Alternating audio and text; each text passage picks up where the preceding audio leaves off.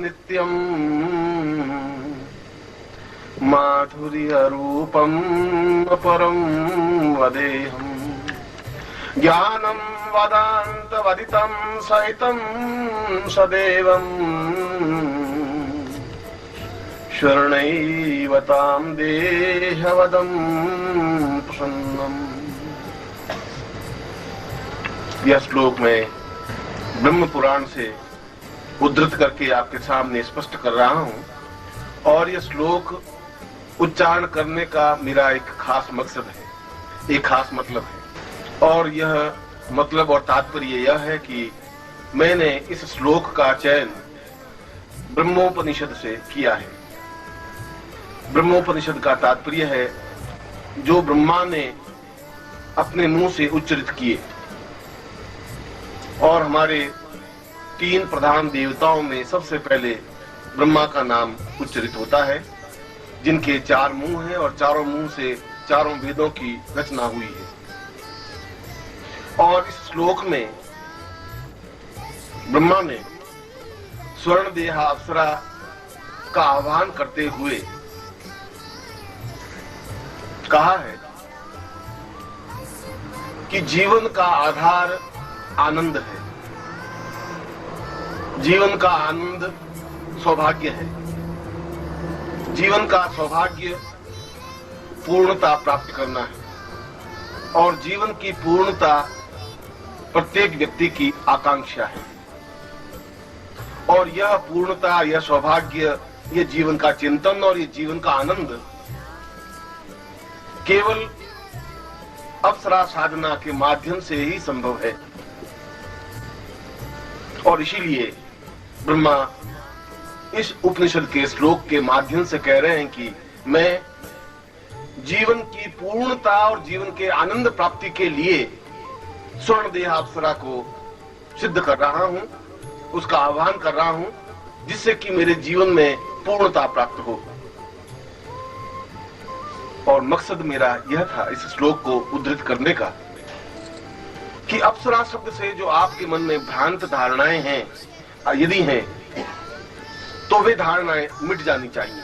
अपनी बात प्रारंभ करने से पूर्व मैं आपके दिमाग को व्यवस्थित कर देना चाहता हूं कि यदि ब्रह्मा जैसा देवता भी अप्सरा का प्रयोग करता है, अप्सरा का उच्चारण करता है, अप्सरा को संबोधित करता है, अप्सरा का आह्वान करता है, तो निश्चय ही किसी प्रकार का उसके आह्वान में, उसकी पूजा में, उसकी साधना में, उसके निमंत्रण में कोई दोष नहीं है, कोई भोग की बात नहीं है, किसी प्रकार की आकांक्षा की बात नहीं है। जीवन में पूर्णता, क्योंकि व्यक्ति स्वयं अर्ध नारीश्वर है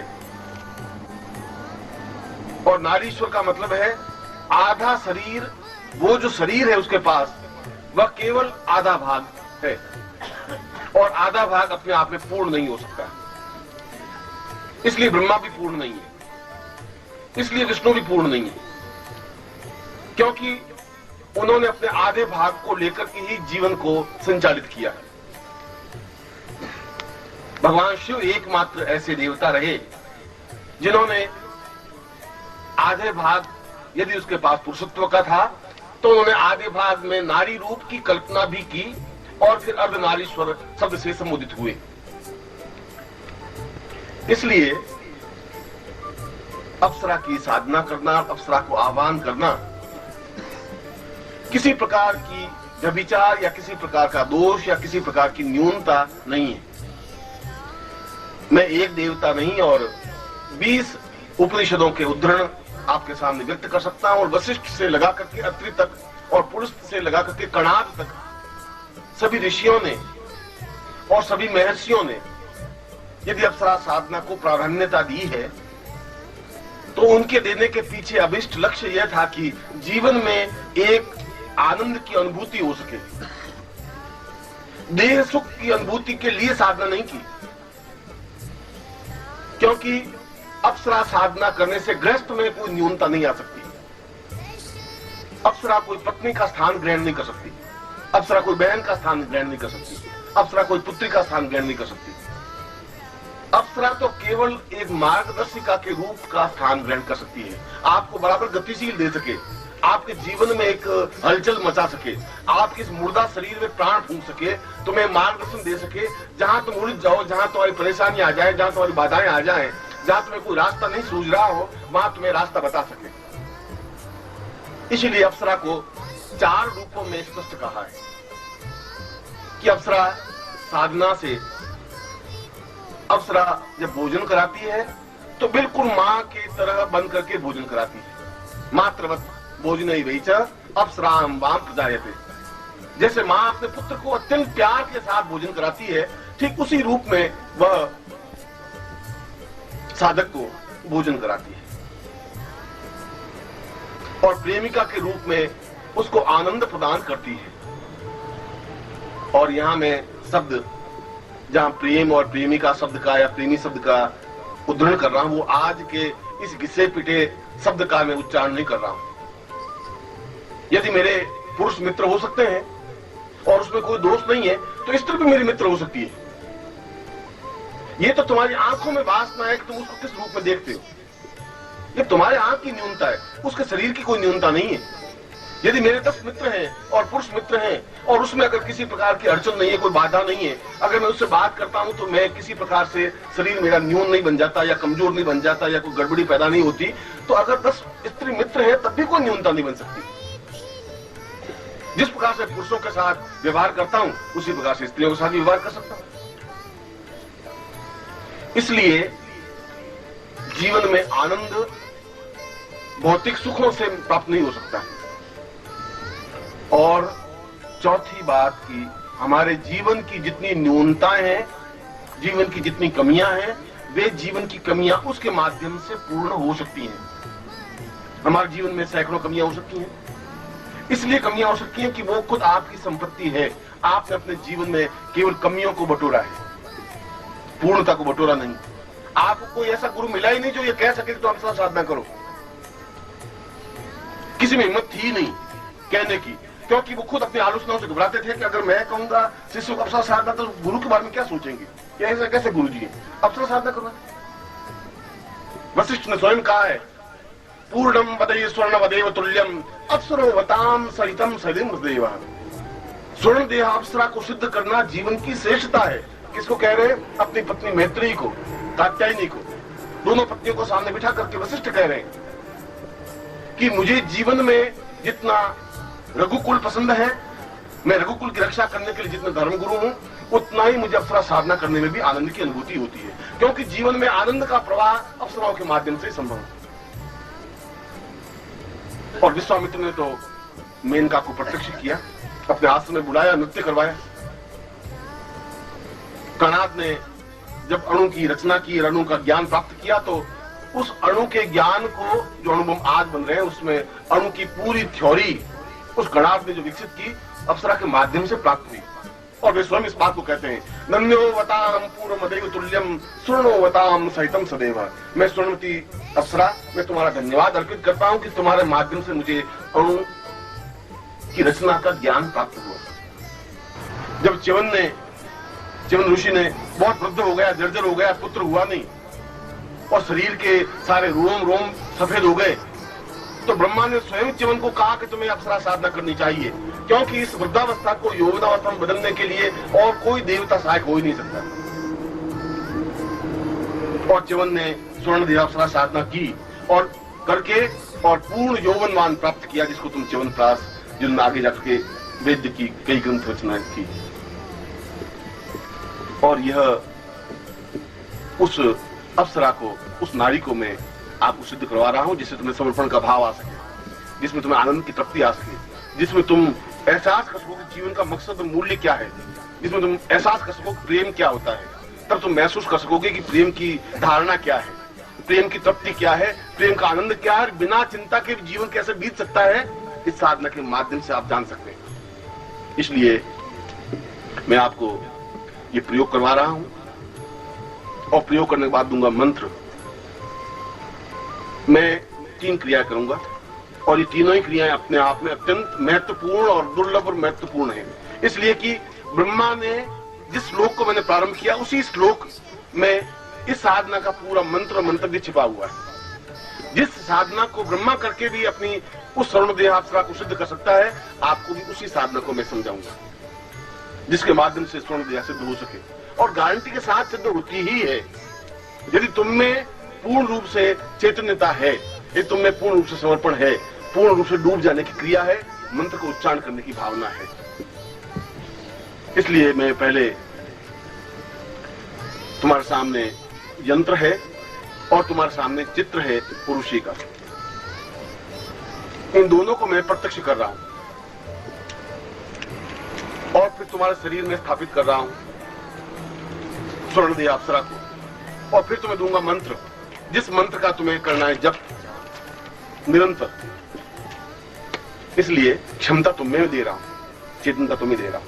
अपने सामने, तुम्हारे सामने 3 चीजें होनी चाहिए।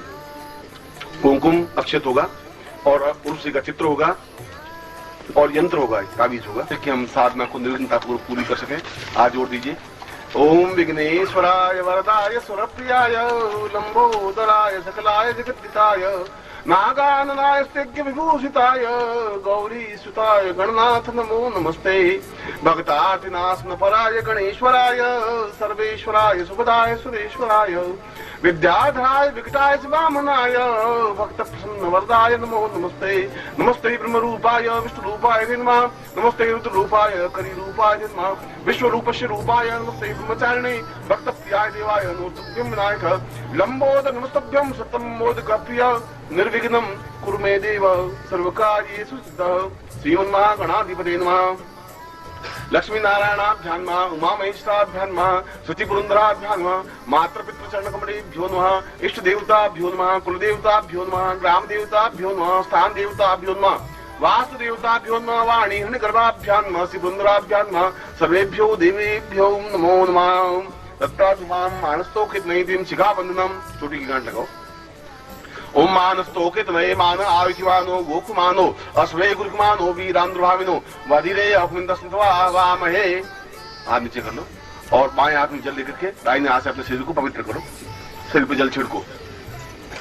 ओम अपवित्र पवित्रो वा सर्वावस्थांगतो पिवा यस्मरेत् पुंडरीकाक्षं सभायाभ्यं तुलसीं पवित्रे स्थो वैष्णव्यो सवित्रवा प्रासवा उत्पुन्नां मिच्छत्रेण पवित्रेण साम सूर्यसाम दीर्घां तुभ्यं स्मरेमा एतकल्डां तुभ्यं संपर्ददेहे। तत्रादुस्वास्तेन तिलकम कृत्वा, आगे कुमकुम है उसको घोल करके अपने ललाट पर तिलक करिए। ओम नमो सुनंदाय सहस्रमूर्तये सहस्रपादाक्षरोरुभावे सहस्रनाम्ने पुरुषाय शाश्वते सहस्रकोटि उदाहरणे नमः। अश्वगंधां पांधोति दीक्षामाप्नोति दीक्षयाप्नोति दक्षिणां दक्षिणां सदमाप्नोति सदयां सत्यमाप्यते। साम पुरुषां जल लेकर के अपने चारों तरफ एक गिरा डाल दो। ओम रक्ष रक्ष गणाधीक्ष रक्ष त्रैलोक्य रक्ष भक्तानां महंगता त्राता भगवान द्वै मातु कृपा संतो शान मातुरान रजप्रो वदत् तुम ब्रह्म देहि वांछितं वांछिताद अनेन फलादिन शुभ कर्मं प्रसादतः तां पुरुषं रक्षाहणं तिरक्षोहणं बलगानं वैष्णवी मिदवन्तं रक्षं तां पुरुषा मधास्मानं स एतसां पुरुषं रक्षतां तुभ्यं संपर्ददे। अपनी माला को पूजन करिए। माला का जो सुमेरु है, जहाँ लाल धागा है जैसा तुम्हारा बंधा हुआ है, उस पर कुमकुम का तिलक करिए। ओम नमो सुनंताय सहस्रमूर्तये सहस्रपादाक्षरोरुभावे सहस्रनाम्ने पुरुषाय शाश्वते सहस्रकोटिनः अक्षतं समर्पयामि नमः। चार चला दीजिए। मोज नापुरुषां अक्षं नमि मंत्रव्याम कथा अस्तो खतस्वभानो विप्तान् विष्टयामति योधाक्षं समर्पयामि। अक्षतान्ते पुष्पं धूपं समर्पयामि। पुष्पान्ते पुष्पं धूपं दीपं नैवेद्यं ताम्बूलं प्रदक्षिणां समर्पयामि नमः। लक्ष्य रक्षान्ति पुरुषां पुरुष्यं तां संत शतष्टोत्तरीं पुरुषी साधनान्ति पुरुषां स्वर्णदेहा अप्सरा प्रत्यक्षं प्रदा तां पुरुषं तुभ्यं संपर्ददेहे। अब इस माला को गले में पहन लो और दोनों हाथ उठा करके 10 दिशाओं से बल प्राप्त करिए। ओम पूर्वा सतां सैवा सतां पूर्वशो अधम्मां पूर्वाग्नेयां मूर्वाधीरवा सां दक्षिणो वतां दीर्घतवतां सदैवां सां दीर्घां वायव्यैवां पूर्वशां पश्चिमोत्तरां प्राह पूर्वाः अतास्मां दिरो सतां नैऋत्यो नैऋतां सा दीर्घां ईशानत्वं सां दीर्घा सां उत्तरोः पूर्वसाम् अधः ऊर्ध्वं सा पुरुषां बलविन्द्रियं वस्तु मे क्रमबीजम् आत्मा वै क्षत्रगुरुमा पृष्ठेमयि राष्ट्रमुद्रगुं सौग्रीवासमुनि ओरम आरति जागनु विशो मेंगानि सर्वथा। आगे चलो। अब आप गुरु को प्रणाम करें और आपके पास गुरु का चित्र है तो उनकी पूजा करें। हाथ जोड़ दीजिए। गुरु ब्रह्मा गुरु विष्णु गुरुदेवो महेश्वरा गुरु साक्षात् पर ब्रह्मा तस्मै श्री गुरु चरणकमलेभ्यो नमः। ध्यान मूलम गुरु मूर्ति पूजा मूलम गुरु पदम मंत्र मूलम गुरु वाक्यम मोक्ष मूलम गुरु कृपा मूकं करोति वाचालं पंगु लंघयते गिरं यत्कृपातमं वन्दे परमानंद माधवम। गुरु चरणेभ्यो समर्पयामि गुरु पाद पूजनं समर्पयामि तुभ्यं संप्रदे तत्रादु तिलकम कृत्वा कुमकुम का तिलक करिए अंगूठे से नीचे से ऊपर की ओर। नमो सुनताय सहस्रमूर्ते सहस्रपादाक्षरोरुभावे सहस्रनाम्ने पुरुषाय शाश्वते अक्षतम समर्पयामि नमः। ओम अक्षन्नमी मनोदयप्रियां मधुकथा अस्तौ खतस्वभान्वो विप्रान् मिष्टयामति युजां विन्धि। हाथ जोड़ लीजिए।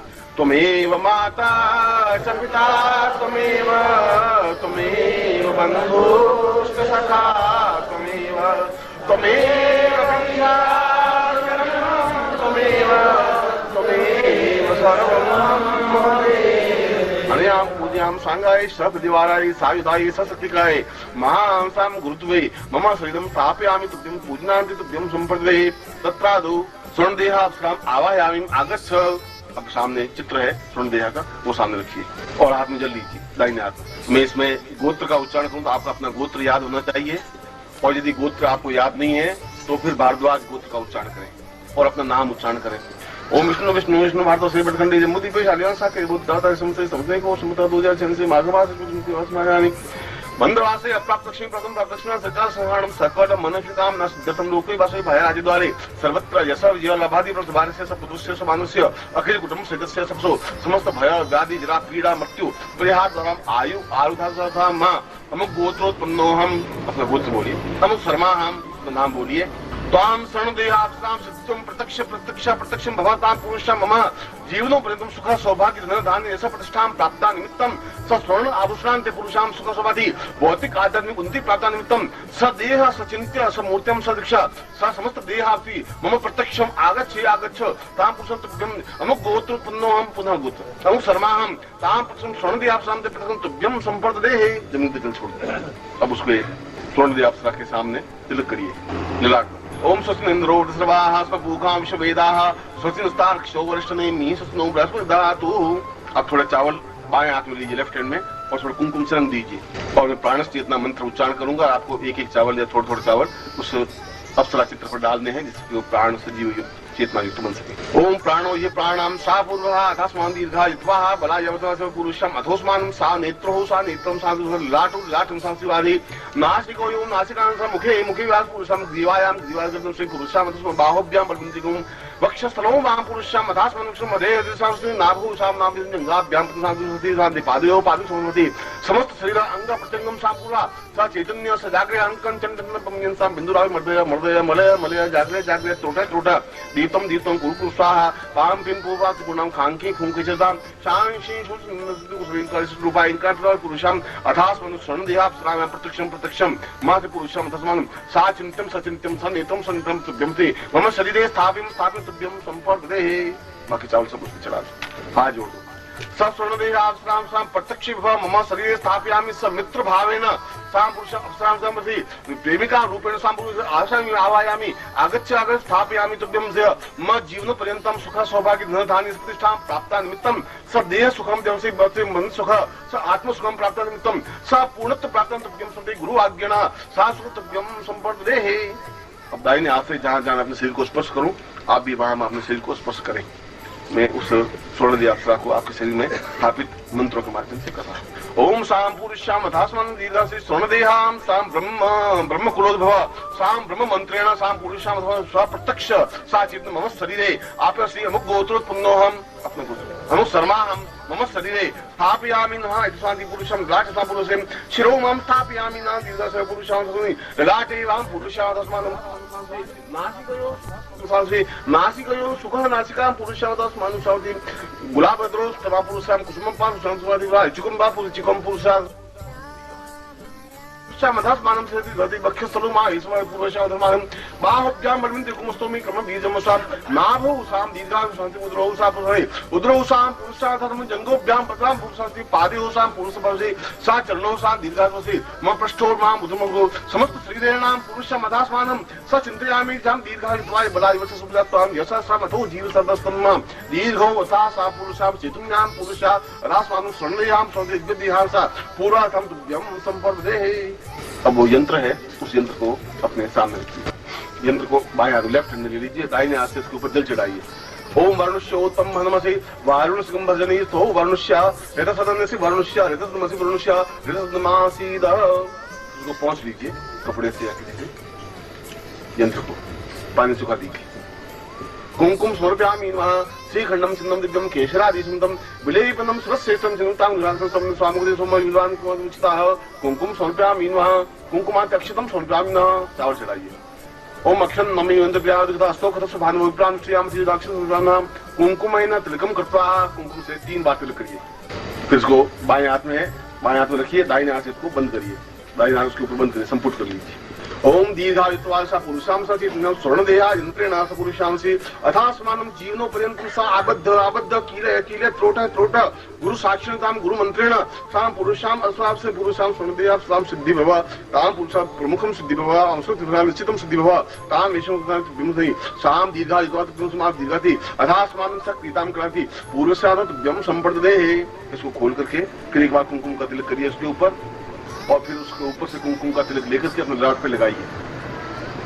यंत्र के ऊपर से फिर कुमकुम वापस लेकर के अपने ललाट पर लगाइए और यंत्र को सामने रख दीजिए, जहां अप्सरा है उसके पास में सामने। अब मैं मंत्र आपको लिखा देता हूँ। इसका मंत्र बहुत छोटा सा है, क्यों गुरुमुख से मंत्र मिलना चाहिए इसलिए बोलता हूँ, आप लिख लें और फिर यहाँ बोर्ड पे लिख देंगे निर्मोही जी, फिर आप उसको देख सकते हैं बाद में। ओम ऐंग स्वर्णदेहा सिद्धिं प्रदाय वश्य ऐंग फट। वापस बोलता हूँ। ओम ऐंग स्वर्णदेहा सिद्धिं प्रदाय वश्य ऐंग फट। और तीसरी बार और उच्चारण करना है। ओम ऐंग स्वर्णदेहा सिद्धिं प्रदाय वश्य ऐंग फट। अभी आधे घंटे का तुम्हें रेस्ट देंगे, अपना चाय वाय पी सकते हैं, फिर वापस मुंह धो करके और पांव पे थोड़ा जल छिड़क करके वापस अपने स्थान पे बैठ सकते हैं। और इस समय बज रहे हैं 12:15, आप बिल्कुल 5:15 आके बैठ जाएंगे और 5:15 से लगा करके और 4 बजने में कुछ मिनट कम होंगे तब मैं आऊंगा। तब तक आप मंत्र जाप करेंगे, फिर बीच में नहीं उठेंगे और अनवरत मंत्र जाप होने चाहिए। इसमें 3 बातों का ध्यान रखने की जरूरत है। आपके सामने अप्सरा का बिंब रहे, यानी आंखों के सामने जैसे अप्सरा नृत्य करती हो, अप्सरा कैसी होती है तो पत्रिका शरीर बनाया जाए, यदि सुंदर यानी पूरे सौंदर्य की जो प्रतिमा है वे आपके सामने बिंब रहना चाहिए। आंख से मंत्र जाप, होठों से मंत्र जाप होना चाहिए, उच्चारण जोर से नहीं हो और अकंपित भाव से मंत्र जाप हो, हिले डुले नहीं, न तो हिलने की जरूरत है। कम से कम आप अपने पांवों को हाथों को हिलाएं डुलाएं। अब यूं तो अगर अभ्यास नहीं है तो थोड़ा हाथ पांव हिला सकते हैं, इसमें कोई बड़ी बात नहीं है, मगर फिर भी यथासंभव जितना आप एक आसन पर सीटिंग कर सकेंगे, जितना अकंपित भाव से बैठ सकेंगे, उतनी ही निश्चित रूप से सिद्धि प्राप्त होगी ही। और जो न्यूनता है वह मैं 4 बजे आकर के पूर्णता करूँ। अगर तुम्हें कुछ न्यूनता रह भी गई मंत्र जप में या किसी बात में, तो मैं उसको पूर्णाहुति का मतलब है मैं पूर्णता प्रदान करूंगा। तुम्हारे जीवन में न्यूनता नहीं रह सकेगी, ये गारंटी है।